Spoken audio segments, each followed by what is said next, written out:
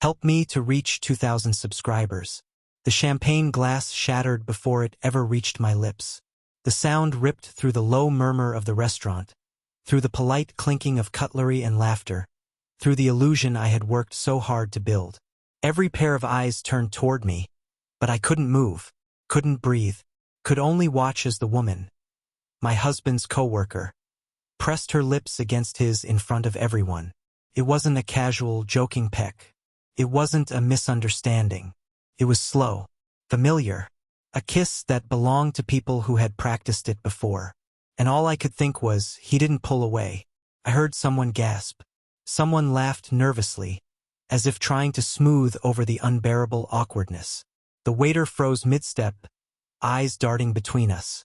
My husband, ex-husband, technically as of this morning, slowly pulled back, his hand still resting on her waist.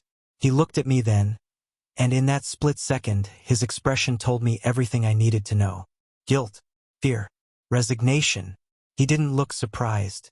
The night had begun as his idea. One last dinner, David had said that afternoon, his voice careful, too polite, just to end things on good terms. No bitterness, no resentment. Like adults. I had agreed because I wanted that too, or thought I did. After 15 years of marriage that had decayed into polite silence, I wanted closure. To sit across from him and remember we were once human to each other. I wore the navy dress he once said made my eyes look like dusk. I told myself it wasn't for him. It was for me. When we arrived at the restaurant, a small French place we used to love, I didn't expect anyone else to be there. But he had invited coworkers. A few people who supported me through the process, he'd said. I swallowed the discomfort, told myself it was fine. Maybe this was part of his healing. Maybe this was his way of proving there were no hard feelings. I told myself a lot of things that night. Let's toast, said Melissa, the woman who kissed him. She was radiant under the dim light, her hair falling in perfect curls, her red dress clinging just right. I'd met her once before, at a company party years ago. Back then she was just the new project coordinator. Back then, David barely looked at her. To new beginnings, she said, lifting her glass. Everyone raised theirs. To freedom, someone added. To peace, another said. To love, Melissa whispered. And before I could process it, she leaned in and kissed him.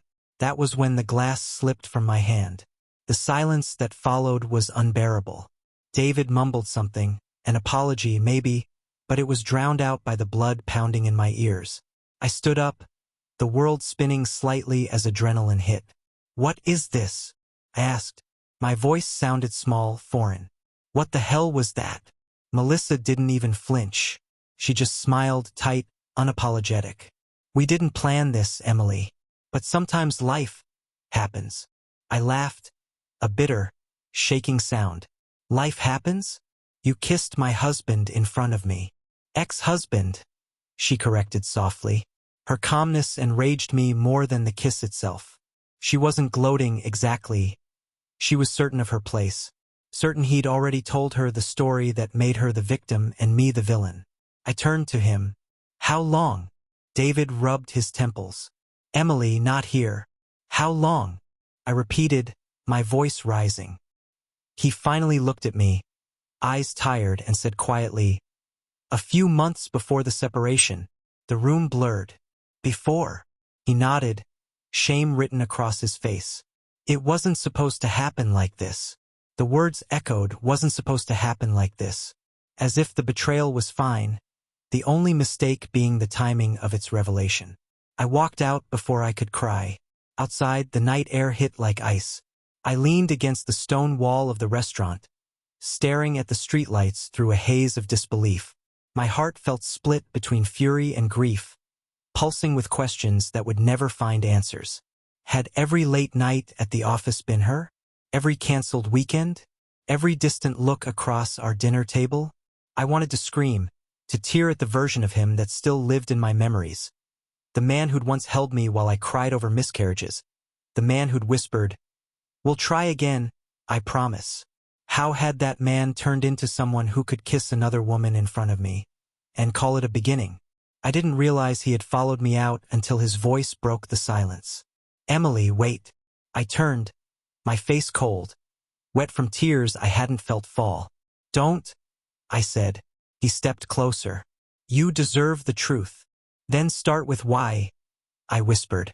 He hesitated. Because you stopped looking at me like I mattered. It hit me like a slap. He continued, voice trembling. We became polite, like strangers sharing a mortgage. I didn't mean to fall for her, but she listened. She made me feel seen again. I stared at him, words twisting in my throat. You mean she made you feel like the hero of your own story again? He looked down, ashamed. I was lonely too, I said softly. But I didn't betray you for it. For a moment, we both just stood there. Two people who once promised forever, now separated by all the ways we'd quietly let love rot. He reached out, but I stepped back. You don't get to comfort me now. His hand fell empty. I didn't plan for tonight to go this way. Of course you didn't, I said.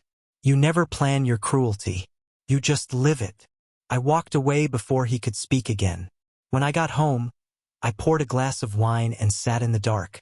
The quiet pressed against my ears until I could hear my own breathing steady. The ring on my finger caught the dim light. I twisted it slowly, then pulled it off, setting it on the counter beside the glass. For years, I had imagined that freedom would feel like a clean slate. But tonight, it felt like rubble. And yet, somewhere beneath the ache, I felt the faintest flicker of relief. Not because I had lost him, but because the truth was finally naked, unromantic, and irreversible. Tomorrow, people would gossip. His coworkers would pretend not to know what happened. Melissa would rationalize it as fate. He would try to reach out again. But tonight, I would sit in the ruins. I would feel everything. Rage, sorrow, disgust, pity, and let it all pass through me until nothing was left but silence. Because sometimes healing doesn't start with forgiveness. Sometimes it begins with the shattering.